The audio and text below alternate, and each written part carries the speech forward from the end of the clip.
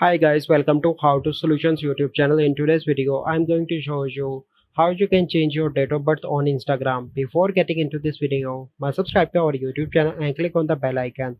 The first step you need to do is to open your Instagram account and log in your account, and then you need to click on profile picture in the right bottom corner, and then you need to click on edit profile under your logo or your picture, and here you need to scroll down and click on personal information settings, and here you can see your date of birth. Click on that and you can change according to your choice. So I am going to change it to, for an example, and then you need to click on the tick mark on the top right and click on confirm.